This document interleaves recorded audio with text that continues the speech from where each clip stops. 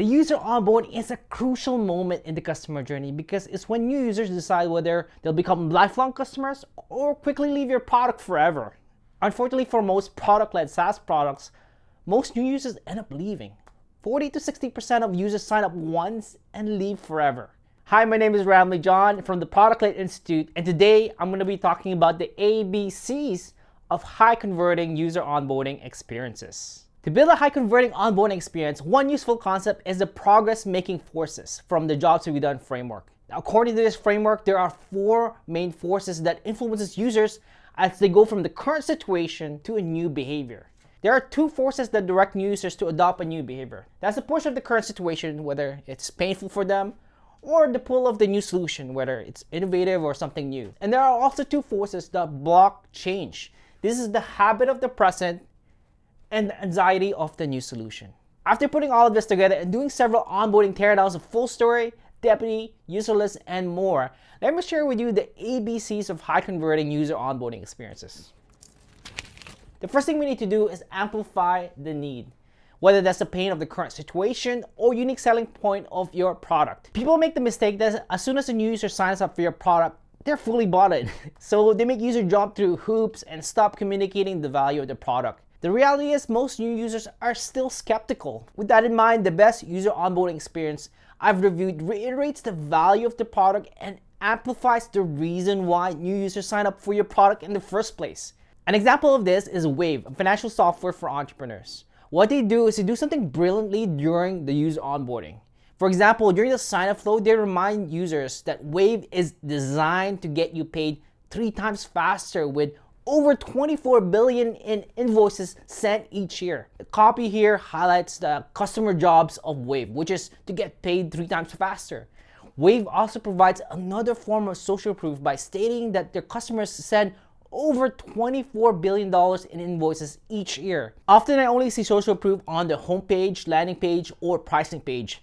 The team at Wave knows that users are not fully bought in yet, so they've included another social proof in the sign-up process. Another example of how Wave amplified the need for their product is as you upload your logo to set up your invoice, they automatically identify your brand colors and update the invoice template to match your brand.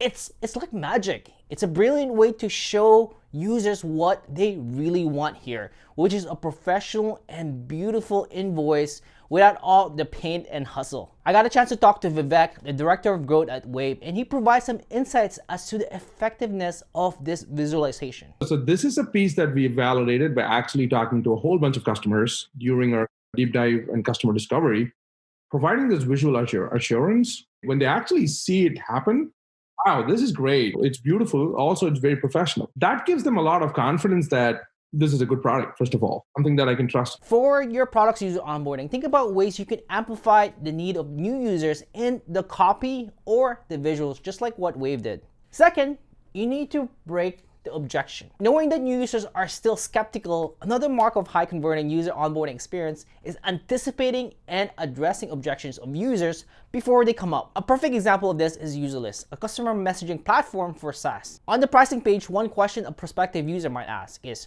do I get all or some of the features during the free trial? They address this right away by stating in the subheadline copy that all features are available starting from day 1. Another big objection of signing up for a free trial is requiring a credit card upfront. Userless does require a credit card to sign up for a free trial, but they give new users advance notice that they'll be requiring a credit card right up front twice before people even sign up. Once on the FAQ section of the pricing page, they state that their product is free to try, but they ask for credit card details upfront to prevent spam and providing a better onboarding experience. They also give new users heads up on the first step of the sign-up process, reiterating this message. I really love what Userless did here. They did 2 things exceptionally well to break objections. First, they let you know ahead that you need to put your credit card to start a trial. So you're not surprised when you get to the 3rd step in the sign-up process when you enter your credit card details. Things like this make new users feel anxiety, and you don't want that. What we saw with the progress-making forces, that's one of the things that pull users away from adopting your product. So make sure you don't surprise new users and state up front whatever you're doing, whether that's asking for a credit card up front. Second, they provide a reason why they ask for a credit card for a free trial. When you're asking users to do something that's hard, providing a reason really helps that. In this case, they say that it's to prevent spam and provide a better onboarding experience. I really love the second part of this because it's something that new users want. They want a better onboarding experience, and by stating it in terms of the value for the user, it's as much about what user is getting as much as what users are getting.